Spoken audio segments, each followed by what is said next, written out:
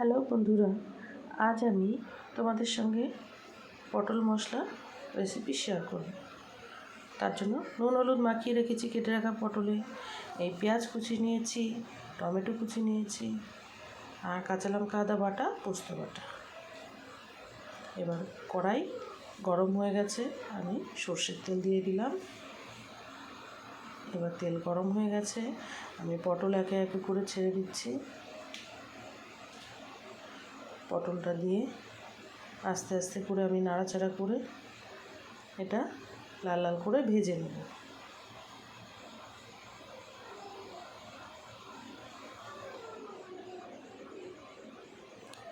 এবার নেড়ে আমি ঢেকে দিলাম। কিছুক্ষণ পরে ঢাকনা খুলে আবার নাড়াচাড়া করে এপাশ ওপাশ করে বাকিটুকু ভেজে নেব। এবার ঢেকে দিয়ে দেখুন তুলে নিলাম, কত সুন্দর ভাজা হয়ে এসছে, প্রায়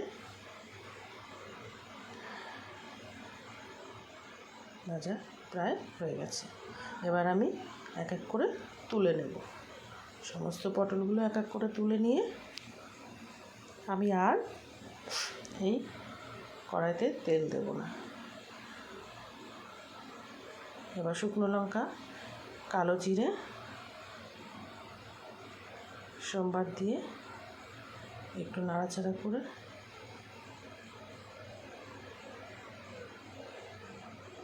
এর মধ্যে আমি পেঁয়াজ কুচি আস্তে আস্তে ছেড়ে দেব।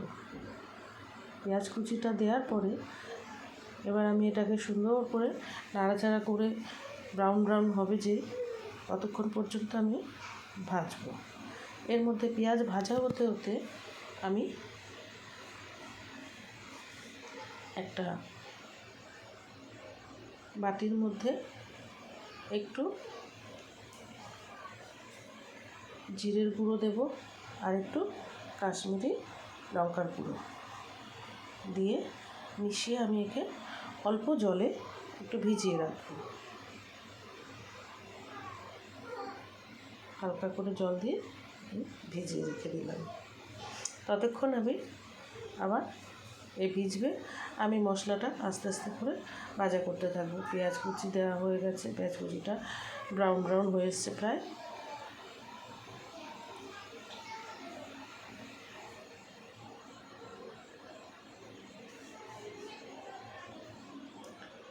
এবার এটা ভাজা হয়ে গেছে, পেঁয়াজ কালার চলে এসছে কি সুন্দর। এবার আমি টমেটোটা আস্তে আস্তে দিয়ে দেবো। এবার এই টমেটো এর সঙ্গে দিয়ে আমি আবার নাড়াচাড়া করে যতক্ষণ টমেটোটা পুরো মিশে না যায় গলে। এবার কাঁচা লঙ্কা আদা বাটা এর মধ্যে দিয়ে দিলাম। এটাও একসঙ্গে আমি ভাজা করব, কষতে থাকবো মশলার সঙ্গে একসঙ্গে, তাতে কাঁচা গন্ধটা ছাড়বে, চলে যাবে কাঁচা গন্ধটা। এবার আমি পরিমাণ মতন নুন দিয়ে দিলাম, দিয়ে একটু এর ভেতরে হলুদ দেব, পরিমাণ মতো হলুদ দিলাম, দিয়ে আবার ফের আমি নাড়াচাড়া করে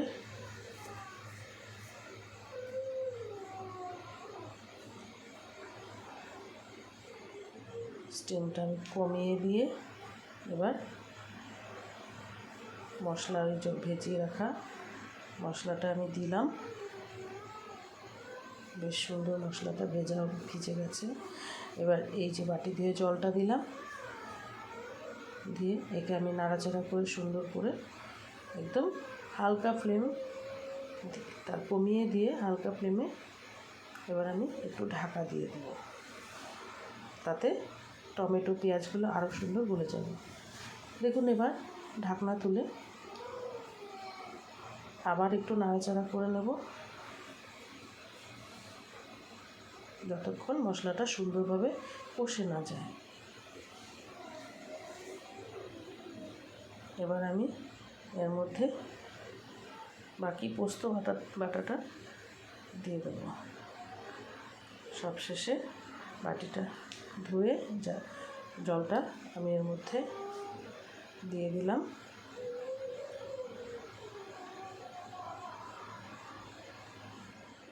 এবার আস্তে আস্তে কষবো মশলাটা যতক্ষণ মশলার গায়ের থেকে তেল না ছাড়ে।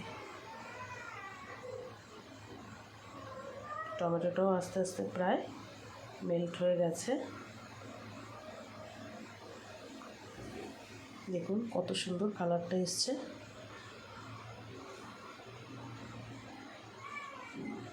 খুব সুন্দরভাবে মশলাটা ভাজা হয়ে গেছে। এবার জল দিয়ে দিলাম।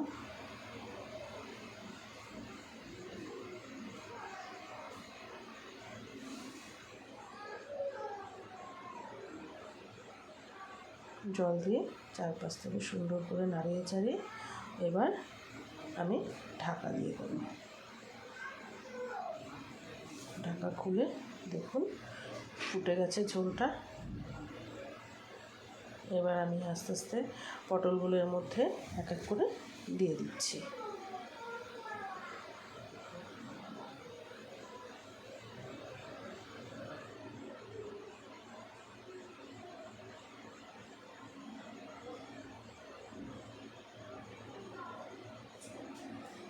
পটলগুলো এমনভাবে দিয়ে আমি দেখুন কত সুন্দর ঝোলটা ভেতরে, মশলাটা ভেতরে পটলের ভেতরে ফুটছে। এবার আমি ব্যালেন্স অনুযায়ী, স্বাদ অনুযায়ী একটু মিষ্টি দিলাম, চিনি দিয়ে দিলাম। চাইলে আপনারা এটা নাও দিতে পারেন, আর যদি কেউ খান তাহলে দিতে পারেন। এবার এটাকে আমি সুন্দরভাবে হয়ে গেছে নাড়াচাড়া করে আমি এবার কেটে রাখা ধনেপাতা কুচি দিয়ে দিলাম। দিয়ে আমার রান্না প্রায় শেষের দিকে।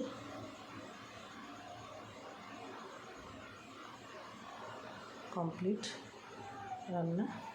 এবার আমি নামিয়ে নিয়েছি। দেখুন আমার রান্না শেষ। যদি ভালো লাগে